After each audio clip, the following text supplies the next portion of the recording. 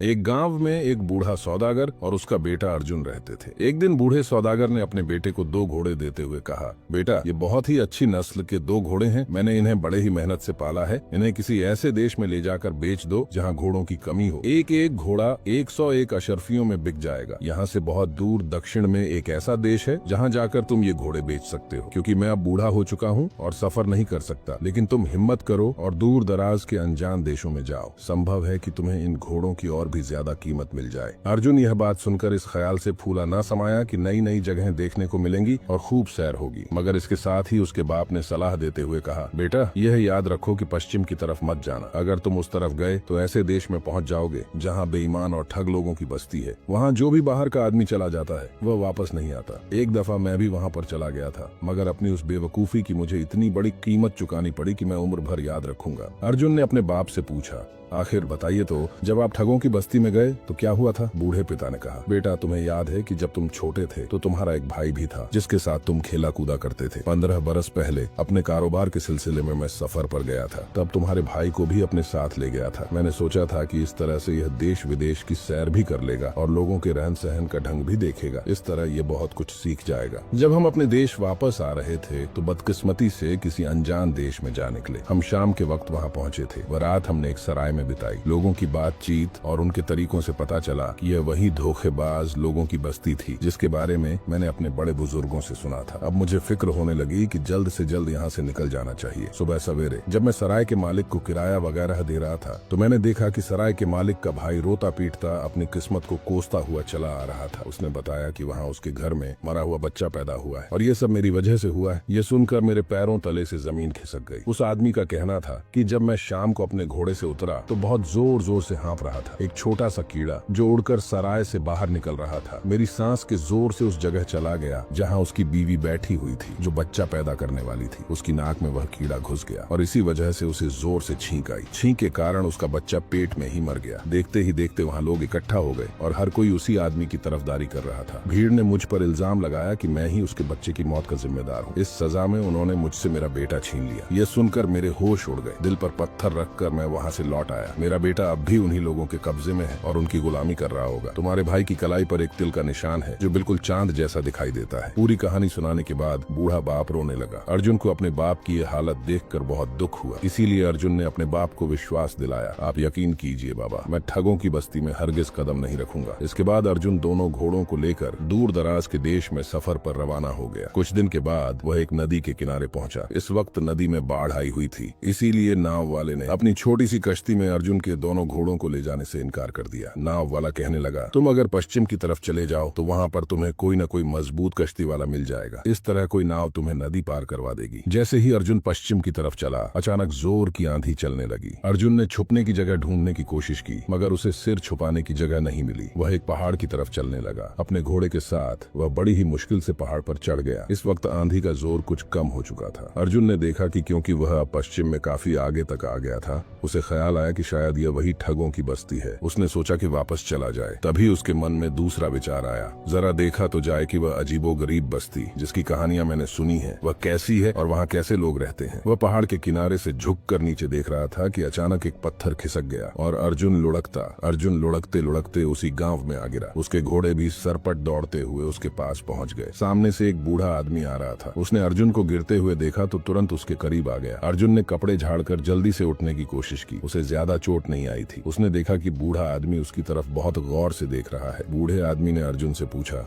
बेटा तुम्हें कोई चोट तो नहीं आई? अर्जुन ने दिल ही दिल में सोचा, अच्छा इस बस्ती में ऐसे नेक लोग भी रहते हैं जो दूसरों को तकलीफ में देखकर उनका हालचाल पूछते हैं। अर्जुन अभी ये सब सोच ही रहा था कि वह बूढ़े का शुक्रिया अदा करे, तभी बूढ़े ने रोना पीटना शुरू कर दिया। असल बात यह थी कि एक मेंढक अर्जुन के नीचे दबकर मर गया था। बूढ़ा आदमी रो रो कर उस मरे हुए मेंढक को देख रहा था और कहने लगा, मेरे प्यारे छोटे से बच्चे, मैं तेरी मौत का बदला जरूर लूंगा। उसके रोने पीटने की आवाज सुनकर बहुत से लोग वहाँ पर आ गए। वे लोग किसी अनजान भाषा में बूढ़े से बातें करने लगे। फिर उन्होंने अर्जुन को बताया, इस बूढ़े के यहाँ कोई बच्चा नहीं है। उसने इस मेंढक को ही अपनी औलाद की तरह पाला था। वह इसे बहुत चाहता था और इसकी सेवा करता था। अब बेचारा बूढ़ा आदमी अकेला रह गया है, इसीलिए वह इस मेंढक की मौत पर इतना दुखी हो रहा है। इसके बाद गांव वाले भी बूढ़े के साथ रोने पीटने लगे। अर्जुन बुरी तरह से घबरा गया। उसे कुछ समझ में नहीं आ रहा था कि अब क्या करे। उसने लोगों से पूछा, बूढ़े के दुख को कम करने के लिए क्या किया जाए? बूढ़ा एकदम से बोला, अपने घोड़ों में से एक घोड़ा मुझे दे दो। अर्जुन ने नाराज होकर कहा, एक मामूली से मेंढक के बदले में मैं अपना घोड़ा नहीं दे सकता। तब बूढ़ा कहने लगा, कैसी बातें करते हो नौजवान, क्या घोड़ा किसी के बेटे से ज्यादा कीमती हो सकता है? आखिर में बेचारे अर्जुन को अपना एक घोड़ा उस बूढ़े के हवाले करना पड़ा। वह बहुत ही उदास और दुखी होकर वहाँ से चला गया। अब इस पहाड़ पर चढ़ना बहुत मुश्किल था, इसीलिए अर्जुन काफी दूर तक पैदल ही चलता रहा ताकि कहीं से कोई आसान रास्ता मिल जाए। थोड़ी देर बाद वह एक गांव में पहुंचा। अर्जुन भूख और प्यास के मारे बेहाल था। उसने गांव में जाकर एक दरवाजा खटखटाया। उस घर से एक आदमी बाहर आया जिसकी सिर्फ एक आंख थी। अर्जुन ने उससे कुछ खाने पीने को मांगा। उस आदमी ने जवाब दिया, मैं तुम्हें खाने को तो कुछ नहीं दे सकता, मगर हाँ, पानी जितना चाहे पी सकते हो। उस एक आंख वाले आदमी ने अर्जुन को पानी दे दिया। पानी पीकर अर्जुन ने उसका धन्यवाद किया और फिर चलने को हुआ। तभी उस एक आंख वाले आदमी ने उससे पूछा, भैया तुम कौन हो, कहाँ से आए हो और तुम्हारे बाप का नाम क्या है? जैसे ही अर्जुन ने उसे अपने गांव और अपने पिता का नाम बताया, उस एक आंख वाले आदमी ने अर्जुन की बाजू जोर से पकड़ ली और खुशी से चिल्लाने लगा, आखिर तुम मुझे मिल ही गए। अब सुनो लड़के, 20 साल पहले मैं व्यापार के सिलसिले में तुम्हारे देश गया था। वहाँ मेरा सारा सामान चोरी हो गया था। मैं तुम्हारे बाप को अच्छी तरह से जानता था। मैंने उससे 200 अशर्फियां मांगी थी और वो राजी हो गया, मगर उसे जमानत चाहिए थी और मेरे पास देने के लिए कुछ भी नहीं था। उसने कहा कि तुम मुझे अपनी एक आंख निकाल कर दे दो। मुझे पैसों की इतनी सख्त जरूरत थी कि मैं राजी हो गया। वह मेरी एक आंख निकाल कर ले गया और वादा किया कि 1 साल के बाद वह मेरे घर आएगा और मेरी एक आंख वापस कर देगा। मगर 20 साल गुजर गए और वह अब तक वापस नहीं आया। अब तो तुम मेरे हाथ लग गए हो, मेरी एक आंख वापस कर दो। बाप का कर्ज चुकाना तो बेटे का फर्ज होता है। उसकी बात सुनकर अर्जुन हैरान रह गया। देखते ही देखते उस एक आंख वाले आदमी के चारों ओर उसके हमदर्द लोगों की भीड़ जमा हो गई। अर्जुन अब रोने के करीब था। उसने कहा, मुझे मालूम नहीं कि तुम्हारी आंख का क्या किस्सा है, परंतु फिलहाल यह बताओ कि अब मुझे क्या करना होगा और तुम मेरा पीछा कैसे छोड़ोगे? उस आदमी ने जवाब दिया, तुम अपना घोड़ा यहाँ पर छोड़कर जा सकते हो। बेचारा अर्जुन मजबूर होकर अपना घोड़ा वहीं छोड़ गया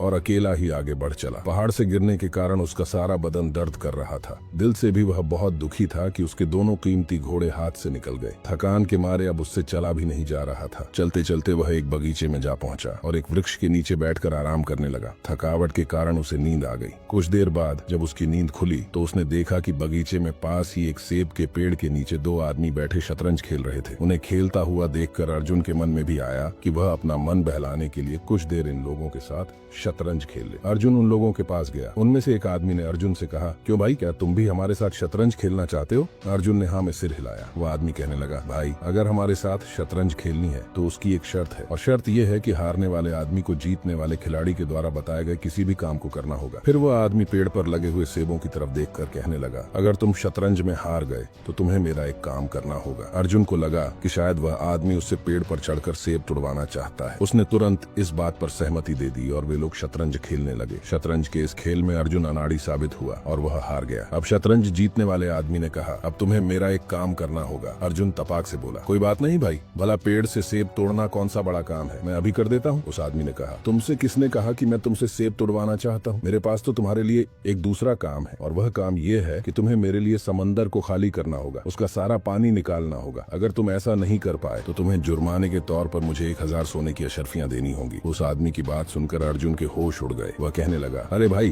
भला समंदर को भी कोई खाली कर सकता है? उस आदमी ने कहा, मैं वह सब नहीं जानता। हमने शतरंज इसी शर्त पर खेली थी कि हारने वाले को जीतने वाले की हर बात हर हालत में माननी पड़ेगी। अभी या तो तुम समंदर का पानी खाली कर दो या फिर मुझे 1000 अशर्फियां दे दो। अर्जुन कहने लगा, भाई मैं तो पहले ही इस गांव में आकर लुट चुका हूँ, मेरे पास तो एक फूटी कौड़ी भी नहीं है। अब उन दोनों में इस बात को लेकर बहस होने लगी। अभी बहस चल ही रही थी कि तभी वहाँ पर एक नौजवान आ गया। उसने अर्जुन को रोते हुए देखा तो रुककर पूछने लगा, क्या हुआ भाई, तुम रो क्यों रहे हो? आखिर ये सब क्या मामला है? लेकिन अर्जुन ने उसकी बात का कोई जवाब नहीं दिया। अब वह इस गांव के किसी भी आदमी से बात नहीं करना चाहता था। उसे डर था कि कहीं वह किसी नई मुसीबत में न फंस जाए। परंतु वह अजनबी नौजवान अर्जुन से बार बार पूछने लगा। देखने में वह एक भला इंसान मालूम पड़ता था। आखिरकार अर्जुन ने उस नौजवान को बताया कि किस तरह से उसके दोनों घोड़े उसके हाथ से निकल गए और अब यह आदमी उसे शतरंज में हराकर 1000 अशर्फियां ऐंठना चाहता है। नौजवान ने सारी बात बड़े ध्यान से सुनी और फिर कहने लगा, अच्छा चलो मैं देखता हूँ कि तुम्हारे घोड़े तुम्हें कैसे वापस दिला सकता हूँ, और साथ ही इस आदमी के साथ तुम्हारे झगड़े का निपटारा भी करवा सकता हूँ। चलो तुम मेरे साथ राजा के पास चलो। अब वे तीनों, अर्जुन, वह नौजवान और तीसरा आदमी, राजा के महल की ओर चल पड़े। अर्जुन और वह नौजवान दोनों आगे आगे चल रहे थे, जबकि तीसरा आदमी उनके काफी पीछे धीरे धीरे आ रहा था। तभी उस नौजवान ने मौका पाकर अर्जुन को धीमी आवाज में सब कुछ समझा दिया कि उसे राजा के पास पहुंचकर क्या कहना है। पीछे पीछे चल रहा तीसरा आदमी उनकी योजना से पूरी तरह अनजान था। रास्ते में अर्जुन और उस नौजवान ने एक मेंढक पकड़ा और उसे अपनी जेब में छुपा लिया। जब वे तीनों राजमहल पहुंचे तब अर्जुन ने राजा के सामने अपनी शिकायत रखी। उसने बताया कि गांव के दो लोगों ने उसे उसके 2 घोड़े ठग लिए। राजा ने सिपाहियों को भेजकर उस बूढ़े आदमी और एक आंख वाले आदमी को राज दरबार में बुलवाया। राजा के सामने पहुंचकर बूढ़े आदमी ने अपनी बात रखी। उसने कहा, महाराज, जो मेंढक अर्जुन के नीचे दबकर मर गया उसे मैं अपना बेटा मानता था, जिसे मैंने बड़े प्यार से पाला था। अर्जुन ने तुरंत अपनी जेब से एक मेंढक निकाला और बूढ़े आदमी के सामने रखते हुए कहा, महाराज, इस मेंढक को मैं अपना बेटा मानता हूँ। मैं इस मेंढक को पहाड़ के नीचे छोड़ देता हूँ, और अगर ये बूढ़ा आदमी उस पहाड़ से नीचे गिरकर इस मेंढक को कुचल दे तो मेरा बदला पूरा हो जाएगा। राजा ने कहा, हाँ, ये बिल्कुल ठीक है। मेरे विचार से यह सही न्याय है। बूढ़े के मुकदमे का यही फैसला है। ये सुनकर बूढ़ा चुपचाप अपना घोड़ा अर्जुन को लौटाकर वहाँ से चला गया। अब एक आंख वाले आदमी की बारी थी। उसने राजा के सामने अपना पक्ष रखा। अर्जुन ने कहा, हुजूर, इसमें कोई शक नहीं है कि मेरे पिता को अजीबोगरीब शौक है। उनमें से एक यह है कि वे लोगों की आंखें जमा करते हैं। हमारे गोदाम में सैकड़ों आंखें जमा है। मैं इस आदमी की आंख वापस करने को तैयार हूँ, लेकिन मैं इसकी आंख से मेल खाती दूसरी आंख तभी तलाश सकता हूँ जब ये अपनी दूसरी आंख भी मुझे दे। राजा ने कहा, यह उचित है। मुझे लगता है कि ऐसा ही होना चाहिए। राजा की बात सुनकर एक आंख वाले आदमी ने अपना घोड़ा अर्जुन को लौटा दिया और अपनी खोई हुई आंख वापस लेने में कोई रुचि न दिखाते हुए चुपचाप राज दरबार से चला गया। अब उस तीसरे आदमी की बारी थी जिसने शतरंज के खेल में अर्जुन को हराया था। उसने राजा से कहा, महाराज, मैंने अर्जुन को शतरंज में हराया है। शर्त के मुताबिक अब इसे समुद्र का पानी निकालकर उसे खाली करना होगा, या फिर बदले में मुझे 1000 सोने की अशर्फियां देनी होंगी। अर्जुन ने कहा, हुजूर, मैं समुद्र का पानी खाली करने को तैयार हूँ, परंतु पहले आप इस आदमी से कहें कि वह समुद्र में बहकर आने वाली नदियों का पानी रोक दे। इसके बाद ही मैं समुद्र को खाली कर सकूंगा, क्योंकि अगर मैंने समंदर खाली कर दिया तो बहती हुई नदियाँ उसे फिर से भर देंगी। इसीलिए पहला काम इसका है कि ये उन नदियों को समंदर में गिरने से रोके। इसके बाद ही समंदर को खाली किया जा सकेगा। अर्जुन की बात सुनकर राजा मुस्कुराया और एक बार फिर से कहने लगा, बिल्कुल सही, तुम्हारी बात बिल्कुल सही है। इस आदमी को पहले जाकर समंदर में गिरने वाली नदियों को रोकना होगा। अब तो इस तीसरे आदमी की भी बोलती बंद हो चुकी थी। वो सिर झुकाए चुपचाप वहाँ से चला गया। इसके बाद अर्जुन और नौजवान दोनों राज दरबार से बाहर निकल आए। तब नौजवान ने कहा कि भाई, मैं तुम्हें इस बस्ती के बाहर तक छोड़कर आता हूँ, ताकि अब तुम्हें कोई और बेईमान बना सके। इस तरह से वे दोनों घोड़ों के साथ पैदल चलने लगे। चलते चलते अर्जुन की नजर अचानक उस नौजवान की कलाई पर पड़ी, तो उसकी कलाई पर वही तिल का निशान था जो बिल्कुल चांद की तरह नजर आता था। अब अर्जुन को यह पता चल चुका था कि यह नौजवान कोई और नहीं बल्कि इसका खोया हुआ भाई है। यह देखते ही अर्जुन ने अपने भाई को गले से लगा लिया। अर्जुन के भाई ने उसे बताया कि वह ठग और उसकी बीवी, जिन्होंने उसे अपना गुलाम बनाया था, वे अब मर चुके हैं, और तब से वह बेचारा इसी मौके में है कि कैसे इस शहर से बाहर निकल सके। इतने दिनों तक ठगों के बीच में रहकर वह इनके तौर तरीके जान गया था और जानता था कि कैसे इन ठगों से निपटा जाए। दोनों भाई ठगों की बस्ती से बाहर निकलकर दक्षिण की तरफ चले गए। वहां पहुंचकर उन्होंने अपने दोनों घोड़े अच्छी कीमतों पर बेच दिए और खुशी खुशी अपने घर वापस आ गए। उनके बाप ने खुश होकर उनका स्वागत किया। बड़े बेटे के वापस मिल जाने की खुशी में उसकी आंखों से आंसू बह रहे थे।